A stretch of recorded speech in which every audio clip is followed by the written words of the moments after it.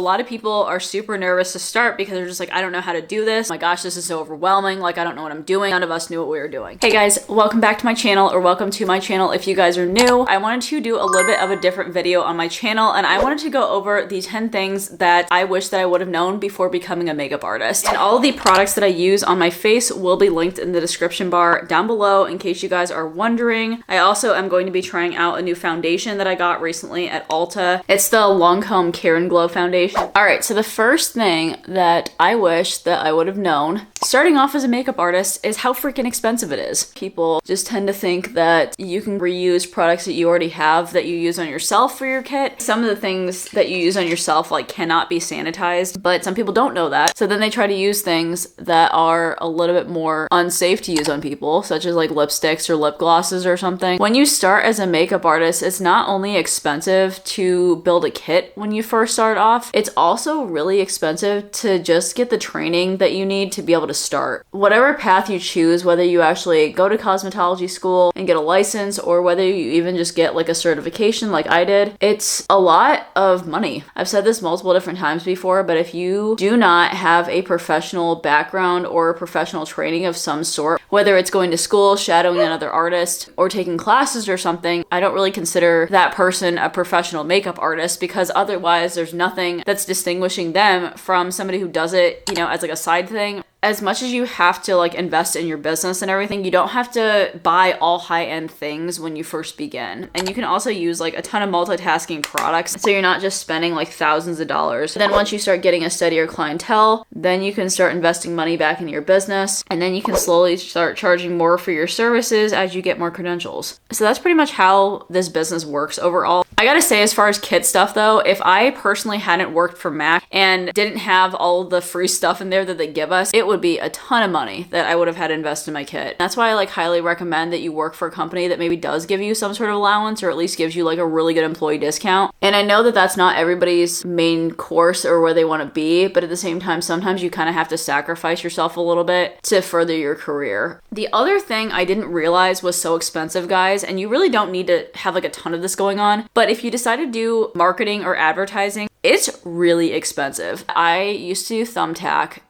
to try to get clients, and I paid way more into it than I actually made. So I decided to stop it eventually. So I think I had Thumbtack for probably like maybe 3 or 4 months or something, and I wasted a ton of money. And I don't thoroughly believe that you have to necessarily do marketing or advertising. You can just use Instagram and Facebook. Like, that's all I use hardly anymore. I do currently run Google ads, because if somebody goes onto Google and types like Fort Wayne, Indiana makeup artist or makeup artist near me, my name will be the first one that pops up. The only reason I use it currently is because I need to have enough on taxes to like write it off, so it offsets the amount of income that I make. The second thing that I really want to go on to here, because I've been rambling on for the first topic for a while, so the second thing is I didn't realize how competitive this field actually is. And you guys are probably going to know obviously by now that within the last even decade, I feel like makeup artists have become a huge thing. The only time back in the day that you heard of a makeup artist was when you went into salons. Like, usually salons would just do your makeup and your hair at the same time if you ever had like events or something. There were not people that solely called themselves makeup artists. Now, you know, we have people that just do makeup for like film and television, and there's like all these different niches that you can be a part of. But right now, if you enter into it, there's a ton more competition than you would have ever had in like, you know, say around like 2012, 2013, because people hadn't really heard of freelance artists or anything. So if you were thinking about going into business for yourself and not joining like a salon or bridal team or anything, it's hard to get your name out there. You're going to be competing against people that think that only salons can do that kind of work, or you're also going to be competing with people that are other freelancers that have been doing it for longer than you have. If you want to stand out and differentiate yourself between the people that already exist in the makeup artist game, is you, number one, be the best, which is, I'm not going to lie, like really freaking hard to do unless you're like a Picasso at makeup artistry, or you have to be different than other people, or just like offer something different. So you either have to add more to your services, or just be be like unique in your artistry style in general. For instance, there's not a lot of makeup artists near me or around me that just specialize like in natural or slightly softer glam makeup. And most of my portfolio, if you look at it, it's like almost like all the same or similar, because that's the kind of makeup that I chose to specialize in. I'll usually have those brides reach out to me and they get the makeup look that they want, and then I get my ideal client that I want. I do like a ton of boudoir shoots, but I don't hardly post any of those because a lot of them are like pretty dramatic, and I don't personally like to advertise myself as somebody who does like very, very dramatic makeup. Okay, number 3 is 80% of your time is like back-end work. A lot of people think that you show up on the job, you do your stuff, and that's like all you do. And that's why a lot of people think that makeup artistry isn't like a real career, and it's a fun little thing that like you do in sleepovers. You know what I mean? Like, people don't really take you seriously, or if they do, they think that you do hair and work in a salon. And I feel like we're now starting to get out of that old school mentality, but some people still do think like that. I want to say about 20% of the actual job is working and like doing makeup artistry. And then the other 80% of it is doing back-end book work, keeping track of your clients, sending emails, scheduling things, and then send out confirmations to your clients, contracts, sending invoices. The other part of it is like literally just like maintaining your kit, like making sure that's clean every single time. And if you do touch-up kits like I do, like that takes a whole entire prep by itself. Cleaning brushes takes a while. Cleaning your kit in general takes a while. If you do get into this, you almost have to run it like a business no matter what, because otherwise people are just gonna walk all over you. Number 4 is you have to actively make connections to get clients. You're not just going to automatically start getting clients overnight. Like, once you launch your business, I think a lot of people are like, I'm getting so depressed because I don't have 10 clients lined up for this month. Guys, the thing you have to realize is that about 80% of your clientele is going to be based off of referrals. If you don't have past clients to refer you to people, you're not going to get any clients. So with this in mind, the only way you're going to get clients is if you actively advertise yourself and actively make connections with other people. So you're going to have to leave your room. You're going to have to go online or go out in the world somewhere. Maybe do a bunch of like styled shoots, which is like where maybe say like wedding vendors get together and make connections that way. So then later on, you end up on that person's page, they end up on your page. Then you can also just start pulling in models and do like model calls where they're completely for free. You just pull in like friends, family, etc. And then try to get people of different ages and skin tones and just do different types of makeup look on people. You can post your work that way. Clients are not going to trust somebody that does not have any sort of portfolio to begin with. They're going to want to see your work before they book you. Like, if somebody doesn't have that many photos, it also kind of makes you concerned why people aren't booking them. Do you know what I mean? When realistically they could just be new. Besides that, you can also email people or DM people on Instagram and just introduce yourself. Especially if you're a wedding vendor, you can reach out to like photographers and florists. So in case they have any brides that need makeup artists, and they can direct them to your page. Okay, number 5 is don't quit your day job. I think this is one of the things that I realistically knew ahead of time. I don't think this is like something that I was shocked with. You don't have a steady income, and you probably are not going to have a steady income for the first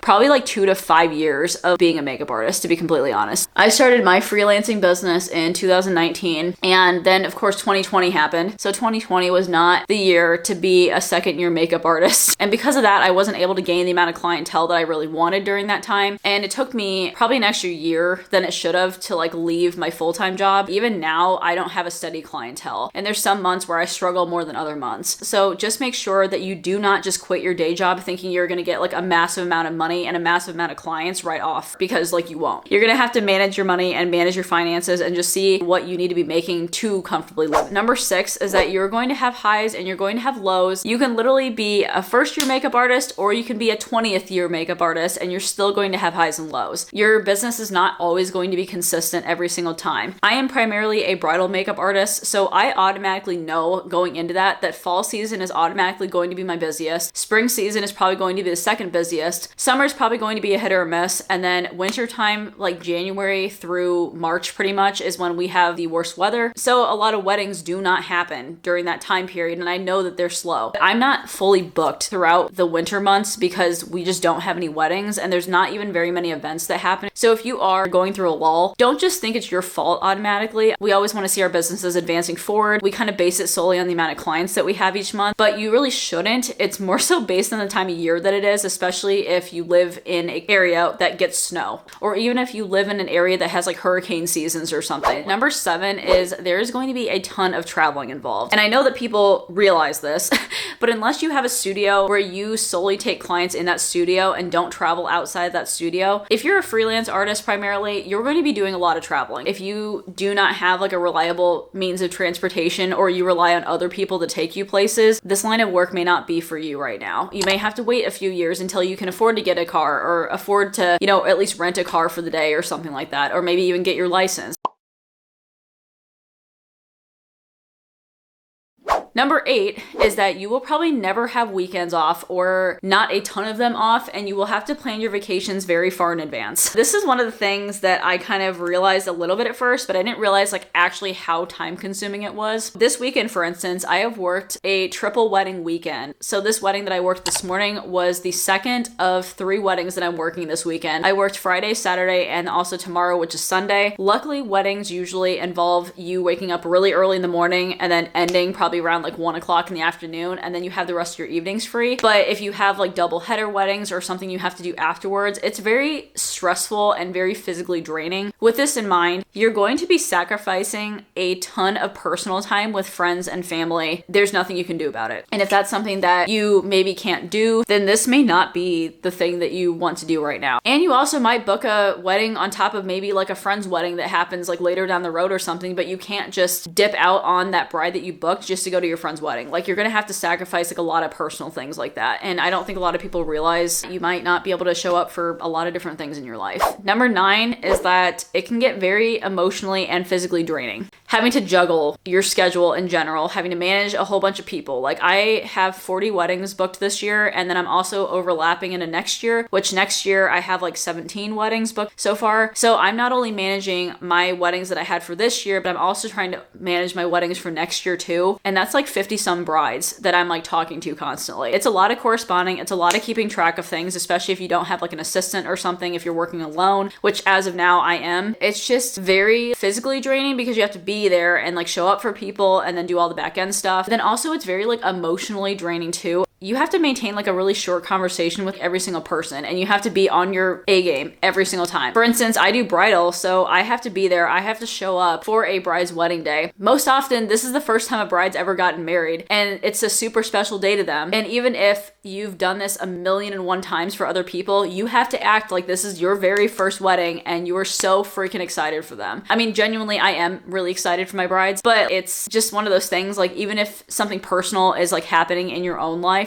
you still have to be there for that bride. You still have to show up emotionally. You still have to be super excited, really positive. Usually the hairstylist and the makeup artist are the very first vendors that show up on a bride's day. So you literally are starting the day for them. The whole entire like hours that you're there is really emotionally draining. Talking to that many people, having that many like surface level conversations that whole entire time, and then you have to like reintroduce yourself, retell about how you got started as a makeup artist, because everybody always wants to know that. And you have to pretend like it's your very first time you're telling it to people, because that's the first time you're interacting with them and you want them to have a good experience. So you really have to stay positive. You have to maintain your energy the whole entire time. I really was not prepared for the amount of stress that it actually weighs on you after a while, and just the amount of like emotional exertion that it takes out of you. So number 10 is you have to learn to be confident in yourself and your skills over time. And this is one of the hardest things. I get a lot of DMs and a lot of comments on YouTube that always are afraid to just launch their business because they're not confident enough to, or they just lack confidence in their skill set. Just think about it this way. Makeup artistry is just another career. Like it's just another job. Whenever you start a new job, like say you got a new job at like Walmart or something, as like a cashier, you go into that first day and you're super nervous, right? You learn all your stuff, you go through your training, and you still aren't 100% confident with your abilities. Even like maybe a couple months down the road, you still have a lot of questions and you have to ask people about things, But then after a while, as you keep working at that job, you get more confident in your abilities because you start learning the job a little bit more, and it just kind of keeps cycling. Do you know what I mean? That's pretty much how you need to think of makeup artistry too. So a lot of people are super nervous to start because they're just like, I don't know how to do this. I'm not really sure if my skills are up to par. With makeup artistry, you have to practice, and if you don't practice on people, you're not going to get better. So the more people you do makeup on, the more weddings you work, the more confident you're going to get in your abilities over time, and the more efficient you're going to get with that because you have more practice. So when people are maybe working like their first, second wedding, something like that, they're like, oh my gosh, this is so overwhelming. Like, I don't know what I'm doing. None of us knew what we were doing. All of us started out in the exact same place, and there's still times where some weddings just throw me for a loop and I have to adapt and don't know what to do. It's not like a regular job where you can just go to a manager and ask them questions. Like, I have to figure it out on the spot. It's just a lot of like adaptation, and you really have to kind of go with the flow and work efficiently. I do appreciate whenever people come to me and ask me questions about stuff because they almost see me as like a mentor. But then sometimes things just happen and you have to learn to deal with it yourself. You have to just learn to handle whatever situation is put in front of you. But main point is, you're just going to learn to be confident over time, and it's going to happen. I promise you. My camera battery is about to die now. So if you guys did really enjoy, then go ahead and give me a big thumbs up on the video. I do upload a ton of makeup artist related content, tips, vlogs, etc. So if that's something that you guys are interested in, then definitely go ahead and subscribe to the channel. As always, I hope you guys are having an absolutely fantastic day, and I will talk to you guys in my next video. All right, bye.